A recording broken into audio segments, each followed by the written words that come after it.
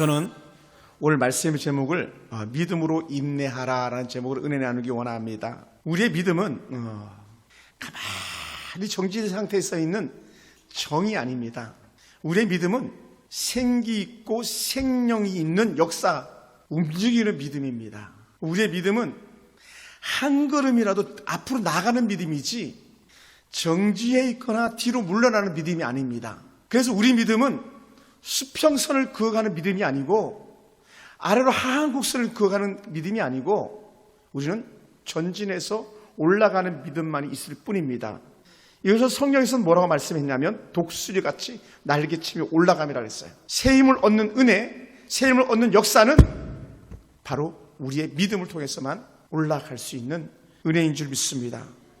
그래서 믿음은요, 철저하게 내 자신을 부인하고 예수님을 드러내고 아버지 하나님을 드러내는 사역입니다. 우리의 철저한 믿음은 내 생각을 주관하고 살아가는 것이 아니라 나를 주관하고 이끌어가는 성령을 의지해서 살아가는 거예요. 아멘. 그래서 우리의 모든 일거수일투족을 우리는 주께 맡겨라. 성령이 나를 주장하시옵소서. 인도함 받는 그런 믿음 되기를 원합니다. 반면에 우리의 불신앙은 계속 내 생각, 내 뜻, 내 고집을 주장하게 만드는 거예요. 우리 어린 아이가 그러잖아요. 내 거야, 내 거야, 내 거야 그러잖아요. 우리의 믿음은 그게 아니에요. 하나님 것입니다. 하나님 것입니다. 하나님 것입니다. 그런데 하나님 것이라고 말씀하고 하나님 것이라고 순종하는 순간순간마다 모든 게 오히려 더 쌓여나는 은혜가 있더라는 것이죠. 그것이 바로 우리가 흔히 보는 신명기 28장에 이르는 말씀들이에요. 그래서 우리는 자신을 철저히 부정하는 순간에 하나님의 전능하신 능력이 우리 가운데 들어오게 되고 그 은혜 그 능력으로 우리 승리하게 될 줄 믿습니다. 그래서 우리가 철저하게 내가 하나님 죄인입니다. 부름받았던 제자들이 했던 말, 나는 죄인입니다. 나를 떠나서 했던 그 고백들처럼 우리 속에서 신령한 은혜, 예수 믿고 거듭났다는 고백하는 사람들마다 나타나는 대표적인 현상이 뭐냐면 나는 없고 하나님만 드러나길 원하는 그 모습인 거죠. 왜요? 나는 죄인입니다. 그러니까 내 힘과 내 능력을 하는 것이 아니라 우리 아버지 하나님께 주시는 성령의 능력과 권능으로 우리가 행하는 줄 믿습니다. 그리고 오늘 이제 찬양한 우리 낭교 집사님 같은 경우도 마찬가지. 이렇게 막 찬양하고 싶은 뜨거운 은혜의 마음이 일어나고 신앙 고백하고 싶은 마음이 일어나는데 그게 성령이 이끄시는 마음인 줄 믿습니다. 그래서 절제 안 하셔도 돼요. 계속 그렇게 찬양하세요. 제가 길에 다니면서도 막 어릴 때는 막 엘리베이터를 탔는데도 막 입이 다물어지지 않는 거예요. 막 찬양이 계속 나오니까 막. 그러면 너무 민망하니까 이렇게 벽을 보면서 거기 막 찬양하고 있는 거예요. 벽을 보면서. 하나님께서 찬양하게 하시니까 성령 전적으로 의지하면 하나님께서 기도하게 하시는 거예요. 깨우시죠. 기도하게 일깨워주시죠. 기도하게 하시죠. 다른 거죠. 성령의 이끌림. 왜 그러냐. 우리가 믿음으로 살면 계속적으로 하나님을 믿고 따라 모든 걸 맡기는 그런 은혜가 우리 가운데 있기 때문입니다. 그래서 오늘 본문의 히브리서 11장 20절의 이상만이 아니라 히브리서 11장에 나오는 모든 믿음의 선조들은요, 위대한 하나님의 사람들이죠. 그 사람들은 전적으로 하나님을 믿고 따랐던 그런 사람들이었던 거예요. 그걸 저는 이렇게 표현하고 싶습니다. 하나님이 좋아가지고 어쩔 줄 몰라던 사람들. 전에는 세상 것이 좋아가지고 어쩔 줄 몰라 했는데 이제는 그것을 다 뱃설물처럼 여겼던 사도 바울 고백처럼 다 버려버리고 예수님이 좋아가지고 하나님이 좋아가지고 성령과 함께하는 것이 좋아가지고 막 기뻐 뛰며 춤을 추는 그런 은혜가 있더라는 것이죠. 그게 다름이에요. 그것이 바로 믿음의 사람들의 모습이거든요. 제가 오늘 아침에도 카풀하면서 친구에게 전화를 걸었어요. 같은 동기였던 군 동기 내후반장님인데 친구죠. 고등학교 동창이기도 하고 그 친구에게 전화 걸었어요. 전화 걸면서 야, 너 권사님하고 같이 오늘 교회 갔으면 좋겠다 그랬어요. 그 부인이 저를 되게 아껴주는 그런 귀한 권사님이시거든요. 그랬더니 전화를 했더니 그러는 거예요. 그 친구 교회를 안 나갔거든요. 그래 내가 얘기했어요. 너 같이 교회 갔으면 좋겠어. 그랬더니 야, 우리 권사님 벌써 교회 갔어. 그러더라고. 그때 9시도 안 됐는데 벌써 교회 갔었다는 거, 봉사하러. 그래서 자, 그럼 너도 지금 가 그랬더니 야, 미안하다. 어떡하냐. 우리 엄마가 올해 나이가 90살인데 나 엄마 간병하러 가야 돼. 그래 간병하러 가야 돼. 마음이 짠하잖아요. 또 간병하러 간다니까. 친구 엄마도 사실 내 엄마잖아요. 뭐 친구 엄마도 내 엄마지. 우리 권사님도 다 내 엄마죠. 그래 그럼 잘 다녀오라고 하면서 제가 차 타고 또 가다가 생각이 난 거예요. 그래서 차를 한쪽에다 세우고 얼른 카톡으로 선물을 보내줬어요. 야, 엄마 간병하고 돌아오다가 힘들면 커피 한 잔 해. 그래서 이제 커피 쿠폰 3만 원 카드를 하나 이렇게 해서 보내줬어요. 우리는 하나님이 기뻐하는 사람들과 함께하고 하나님이 기뻐하는 일을 하는 사람들이에요. 내게 아니잖아요. 여러분이 가지고 있는 모든 건 여러분 거 아니거든요. 제 거 아니다. 우리는 그냥 말은 쉽게 할 수 있어요. 사랑은 받는 것이 아니라고 주는 거라고 하면서 우리는 지속적으로 사랑받기만을 원하고 내가 더 가지려고 하는 그런 불시장적인 욕심들이 우리한테 있는데 믿음은 그런 게 아니에요. 믿음은 온전히 자신을 비워드리는 거고 온전히 손해가 될지라도 그 길을 가는 거예요. 그 사람이 누구냐? 오늘 본문 속에 나오는 이삭이라는 사람이에요. 이삭은 정말 위대한 하나님의 사람이에요. 그래서 믿음의 조상을 얘기할 때 꼭 세 사람을 얘기하는데 그 중에 하나가 누구냐면 이삭의 아버지 아브라함, 그리고 아들 이삭, 그리고 그 아들 야곱을 얘기하는 거예요. 이삭의 아들 야곱. 그래서 이스라엘 백성들은 항상 기도하면 아브라함이 하나님, 이삭의 하나님, 야곱의 하나님 이렇게 나가요. 왜 그럴까요?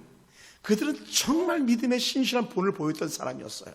그래서 오늘 본문 20절에서도 뭐라 표현했냐면 믿음으로 이삭은 이렇게 표현하죠. 믿음으로 이삭은. 욕심으로 이삭은 아니고 믿음으로 이삭은 해. 내 욕심 따라 사는 이삭이 아니고 믿음으로 사는 이삭. 그래서 믿음으로 이삭은 이렇게 표현했어요. 믿음으로 이삭은. 따라서 믿음으로 이삭은. 그래서 여기다 바꿔가지고 내 이름을 넣어보는 거야. 믿음으로 예를 들어서 천순이, 믿음으로 천순이, 믿음으로 김태수 이렇게 하는 거예요. 믿음으로 시작. 믿음으로 안 들려. 다시 한번 시작. 아멘. 믿음으로 나를 보고 믿음으로 주를 생각하면요 거칠 게 없는 거예요. 두려울 게 없는 거예요. 사실은 우리가 믿음이 없고 세속에 염려와 근심이 많아가지고 우리가 막 찌글찌글해지는 것이지 믿음으로 사는 사람들은요 세상 근심과 걱정이 다 없는 거예요. 딸이 없으니까 제가 얘기해도 될 것 같아요. 우리 하영이가 친구 간증하면 싫어하더라고요.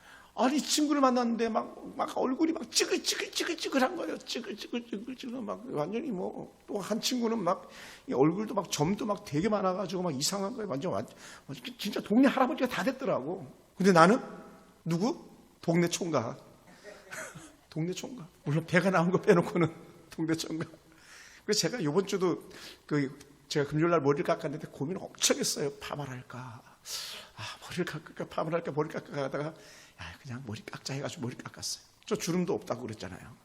왜 그런지 아세요? 술에 꼬랐죠. 담배에 쩔었죠. 그러니 쑥병 들어서 반신 정말 완전히 뭐랄까요? 완전히 그냥 몸을 다 날려버린 그런 순간까지도 갔었다 그러잖아요. 믿음에 사는 사람들은 다르잖아요. 냄새도 다르잖아요.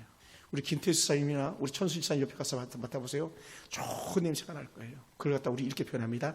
그리스도의 향기다. 그래서 사도 바울은 뭐라고 표현하냐면 믿음의 사람들을 향해서 했던 말씀이 너는 그리스도의 향기다라고 표현했던 거예요. 우린 냄새다. 우리가 풍기는 냄새는 예수 냄새다. 그 예수 냄새가 뭐냐? 믿음의 사람들 풍기는 냄새다. 오늘 우리 삶 속에 이런 은혜가 있기 원합니다. 그래서 이렇게 믿음으로 살았던 이삭에게 하나님께서는 그가 세상적으로 볼 때 손해보는 편을 택했음에도 불구하고 하나님은 믿음의 사람 이삭에게 손해가 아닌 복으로 전환시켜 주시는 은혜가 있어요. 그것을 창세기 20장 3절에서 이렇게 표현했어요. 너 이 땅에 머물러라. 내가 너와 함께 있어 내게 복을 줄 것이다. 손해보는 땅인데 손해보는 방법인데 그렇게 해. 하나님 말씀하시는 거예요. 그러니까 그렇게 하다 보니까 어떻게 돼요? 하나님께 약속하셨던 복이 그에 가운데 임하더라는 거죠. 불신앙은요 손해보는 편 택하지 않습니다. 조금도 빼앗기지 않으려고 합니다. 그런 사람을 갖다가 우리는 이렇게 표현하는 거예요. 어린아이 신앙이다. 젖먹이 신앙이다라고 얘기하는 거예요. 죽만 먹는 신앙이다. 어린아이들은요 결코 손해 안 봐요. 우리 어린 예한이가 예인이한테 절대로 손해 안 봅니다. 왜냐하면 확 울어버리거든요. 자기가 안 빼앗기려고. 근데요 큰 아이는 어떻습니까? 그냥 양보하고 주잖아요. 믿음의 사람들은요 양보하고 주는 사람이거든요. 그리고 믿음의 사람은요 하나님의 뜻에 따라서 움직이는 사람이지 내가 손해된다고 움츠린 사람이 아니라는 거예요. 우리 그러한 은혜를 볼 수 있기를 주님을 축원합니다. 여러분 이삭도요 힘든 경우가 있었어요. 지금 우리나라 힘들잖아요. 여러분 힘들잖아요. 힘든 경우가 있었어요. 어떻게 힘들어서냐? 기근, 가뭄이 왔잖아요. 지금 우리나라 막 서울에 약 80% 정도 되는 땅들이 다 불탄 것처럼 앞으로 또 불날지도 모르는데 그런 것처럼 또 이제 여름에 또 얼마나 많은 홍수 재해들이 오겠습니까? 그런데도 불구하고 이삭에게도 있었던 것처럼 우리에게도 그런 것들이 찾아오는데 다름이 있더라는 거죠. 한번 따라 봅시다. 믿음의 사람은 달라요. 뭐가 다르냐? 이삭은 그 흉년의 때에도 불구하고 무려 100배나 더한 복을 나눠주잖아요. 하나님께서 이삭에게 몰아주시는 거예요. 여러분 100배 상상을 초월하는 거 아니에요? 1배, 2배, 3배만 돼도 대박인데 100배는 어마어마한 축복인 것이죠. 100은요 완전한 수예요. 이만한 복이 없다 할 만큼 주시는 복이 100배의 복이거든요. 그러니 하나님께서 이삭에게 야 내가 너와 함께 있고 내가 너에게 복을 줄 거야. 다른 말로 하면 걱정하지 마. 여기 있어. 떠나가지 마. 예전에 너희 아버지 아브라함이 기근이 왔다고 해서 애굽으로 내려갔잖아. 그렇게 하지 마. 너 그냥 여기 머물러 있어. 예를 들어서 그렇게 말씀하고 있는 거거든요. 그럴 땅에 머무르려 했던 그런 은혜가 그에게 있었습니다. 여러분 이삭은요 자신의 계산과 자신의 실력을 다 내려놓고 이삭이 가지고 있는 본능이 있다면 그건 것 같아요. 하나님을 향하여 고개 돌리는 것. 해바라기가 해를 향해 고개 돌린다 그러잖아요. 창문 옆에 식물이 있으면 식물이 항상 빛이 도는 창 쪽으로 이렇게 잎이 향하거든요. 그런 것처럼 이삭의 본능의 반응은 뭐냐면 하나님을 향할 반응을 보이는 거예요. 하나님의 말씀을 향할 반응을 보이는 거예요. 그게 이삭이 가지고 있는 절대 믿음이었던 것이죠. 그러니 기근의 때에도 흉년의 때에도 야 스톱 거기 머물러라 하니까 머무는 거예요. 할렐루야. 우리는 그런 사람들인 줄 믿습니다. 우리 그런 사람들이에요. 누가 그러시더라고요. 우리 선배님 중에 한 분이 그런 말씀 하시더라고요. 우리는 환경 따라 움직이는 사람들 아니잖아 그러더라고요. 불신자들은 환경 따라 움직이는 겁니다. 그러나 믿음의 사람은 환경 따라 움직이는 사람이 아니에요. 제가 그래서 의정부에 있는 모 교회도 제가 얘기하는 거예요. 성도님 그 교회에 머물러라고. 뭐라고요? 문제 없는 교회 없다 그랬잖아요. 머물러라. 하나님께서 그곳에 머무르게 하신다면 그곳에 머물러라. 자기 생각, 자기 주장을 철저하게 부인하면 하나님의 깊으시듯이 깨달아지는 줄 믿습니다. 할렐루야. 그럼 우리는 그런 사람들인 거죠. 그래서 이삭은요 절대로 순종했습니다. 자기 계산, 자기 능력, 자기 생각을 다 내려놓았습니다. 하나님을 신뢰하면서 하나님께서 머물라고 하는 그 땅에 머물렀었습니다. 그랬더니 놀라운 은혜들이 일어나지 않습니까? 흉년의 때에 정확하게 말합니다. 100배나 더한 소득을 얻었다고 말합니다. 우리가 봐야 돼요.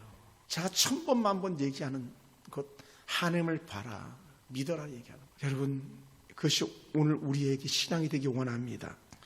그래서 창세기 20장 12절 이하에 여호와께서 그에게 복을 주심에 하나님께서 충분한 축복으로 말씀하셨는데 무려 100배나 더한 축복을 주셨다는 이 약속의 말씀이 결코 헛되지 않다는 거예요. 근데 여러분 항상 복은요 시련 이후에 찾아오더라는 거예요. 제가 오늘도 설교하러 올라오기 전에 제가 들었던 생각이 뭐냐면 책 한 권을 이렇게 보고 있었는데 그 책 보면서 들었던 생각이 뭐냐면 나는 싫은 사람이 있어. 어떤 사람이 있냐. 난 꿈이 없는 사람은 정말 싫어. 이렇게 말하고 싶었어요. 꿈이 없는 사람은 정말 싫어. 특히 생각이 없는 사람은 정말 싫어. 제가 이제 5월 달에도 5월 16일 한 교회 저녁 집회를 인도하러 가는데 그때 말씀을 계속 전날 말씀을 묵상하는 거예요. 그 중에 한 가지가 뭐냐면 저는요 꿈이 없는 사람은 싫습니다. 하나님은 꿈이 없는 사람 싫어하세요. 비전이 없는 사람 싫어하세요.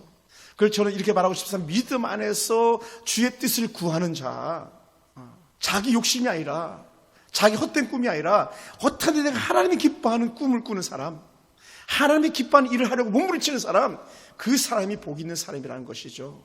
그렇지 않은 사람은요 내가 조금이라도 더 갖고 조금이라도 더 벌고 이거 가지고 내가 행복한 날을 봐야 되는데 뭐라고 말씀했습니까? 얘야 내가 오늘 밤에 내 생명 걷어갈 거야. 내가 너 생명 취해갈 거야. 제가 오래전에 아주 오래전에 여기 오기 전에 이력서를 넣었던 교회가 있었습니다. 의정부에서 사역하던 교회, 사역할 때 넣었던 교회인데 제가 어쩌해서 갈 수가 없는 길이 막혀서 못 갔는데 그 교회 갔던 담임 목사님이 제 대신 갔던 목사님이 뭐 아주 큰 위기 가운데 있다 그러더라고요. 왜 그렇게 위기 가운데 있냐 누가 얘기하는데 답은 하나였었어요. 장로님들한테 그랬대요. 세상에 저렇게 게으른 목사는 처음 봤다고. 부목사님이 가면서 그렇게 얘기하고 가더래요. 근데 보니까 정말 그렇더래요. 조금도 꿈도 없고 하는 일도 없고 생각도 없는 것 같다. 이런 얘기를 하더라는 거예요. 물론 제가 그 사람을 욕하는 건 아닙니다. 여러분 어떻습니까? 여러분은 어떤 꿈을 꾸고 있습니까? 제가 아주 우리 교회 초기 때 제가 말씀했어요. 아마 김태수 집사님 혹 기억이나 하실지 모르겠는데 제가 70이 넘었던 할머니 권사님이 공부를 시작해가지고 고등학교를 들어가고 고등학교를 다니면서 검정고시 이렇게 준비하면서 전국에 교과부에서 진행하는 그런 노래 대회에 나가가지고 대상을 받았다고. 그런 자격이 주어져가지고 대회를 나갔는데, 노래하는데 나갔는데 대상을 받았고, 고등학교 시험 졸업장 받고 기뻐 뛰며 춤을 추는 그런 은혜를 갖다가 제가 가서 신방에 가서 간증으로 들었었다고 말씀드렸습니다. 얼마나 귀한 권사님인지 몰라요. 뭐라고요? 꿈이 있는 사람인 거죠. 제가 모셨던 권사님 한 분은 한국의 초대교회 초대 처음 여자 교장 선생님이었어요. 얼마나 귀한지 몰라요. 당신이 옷도 다 기어서 입고요.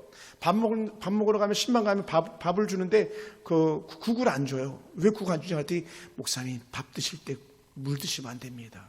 위상합니다 하면서 자기 고집 자기 철학이 있는 분인데, 근데 전적으로 믿음으로 살려고 무부리치는 그런 권사님이었어요.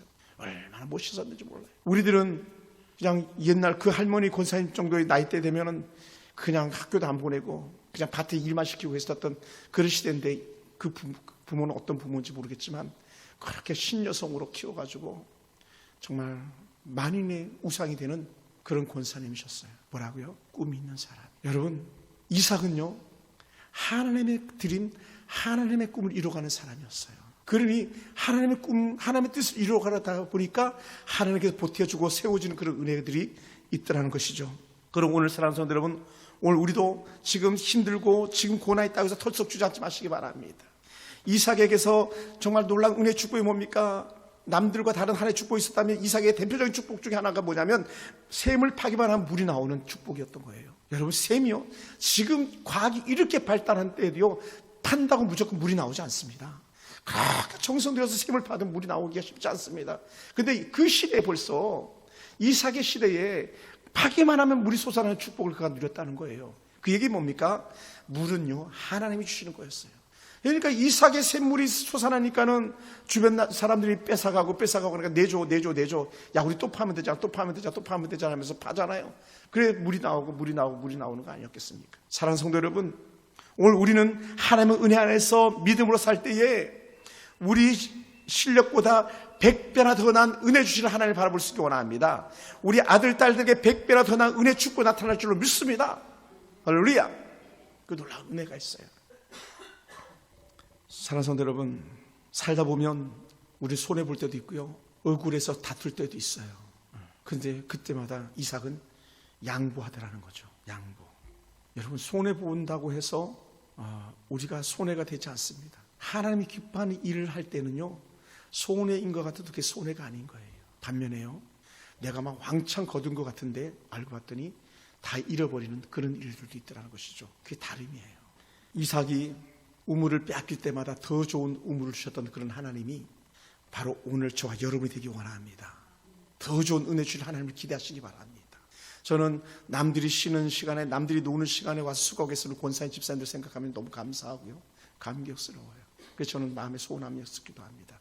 그 아이들을 축복해달라고. 중요한 건 뭐냐면 그 아이들 역시 마찬가지 입을 벌리는 게 중요해요. 입을 벌리지 않으면 넣을 수가 없는 거예요. 믿음은요 입을 크게 벌리는 거거든요. 내 입을 넓게 열라 내가 채우리라. 오늘 우리 가운데, 우리 자녀들 가운데 이삭의 절대 믿음이 함께 임하길 주여 축원합니다. 사랑하는 성도 여러분, 그래서 우리는 그 어떤 상황과 형편 속에서도 믿음의 눈이 크게 열려지곤 하고 여호와의 선하신 인도하심을 경험하는 복된 저와 여러분이 되기를 원합니다. 이 놀라운 은혜 가운데서 이삭이 가지고 있는 가장 좋은 축복 중에 하나가 뭐냐면, 이삭은요 그 어떠한 경우도 시련 가운데 있어서도요 결코 단 한 번도 넘어지지 않습니다. 아버지 아브라함도 넘어질 때가 있었는데 이삭은 넘어지지 않더라고요. 하나님께서 그래서 가장 예수님과 함께 할 만한 짝을 이룰 사람이 구약에 누가 있는가 했을 때에 그래서 이삭을 들어서 말하는 거예요. 단 한마디도 불평불만 없이 가라면 가고 오라면 오고 서라면 속하는 절대 순종의 믿음 이삭. 그것이 오늘 저와 여러분의 믿음 되길 좀 축원합니다. 기도하겠습니다.